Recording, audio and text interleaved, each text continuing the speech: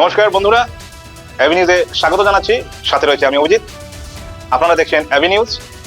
আমাদের অ্যাভি news Facebook পেজে আপনারা দেখতে পাচ্ছেন এবং আমাদের এই অ্যাভি নিউজ ইউটিউবেও চলছে। আপনারা ইউটিউবে সাবস্ক্রাইব করবেন এবং ফেসবুকে ফলো বাটনে ক্লিক করবেন। এবং যদি আমাদের এই সংবাদ যদি ভালো লেগে থাকে আপনাদের, তাহলে শেয়ার করবেন, লাইক করবেন, কমেন্ট করবেন। কমেন্টের মাধ্যমে আপনারা আমাদেরকে আরো ভালো কাজ করার জন্য উৎসাহিত করবেন। ধন্যবাদ। চোখ রাখুন অ্যাভি নিউজে। আমাদের জগদ্ধাত্রী পূজা এই বছর খুব সুন্দর মুহূর্তে হয়েছে।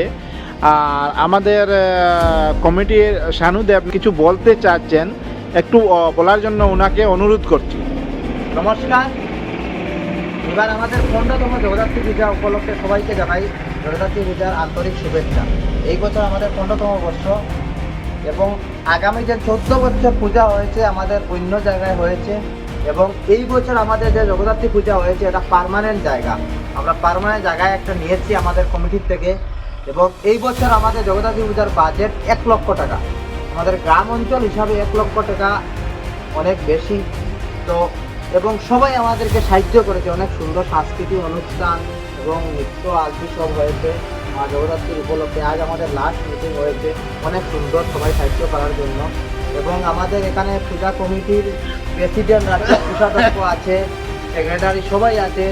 আমাদের এখানে সুজিতনাথ আছে কোষাধ্যক্ষ, কামলনাথ আছে প্রেসিডেন্ট মেম্বার, এবং আমাদের চিত্ত দাস, এবং আমাদের যে ডেগারেশন এখানকার লোকাল রাজেন শব্দকর, উনিও অনেক আমাদেরকে সাপোর্ট করেছেন। এই জন্য আমরা সবাই ধন্যবাদ।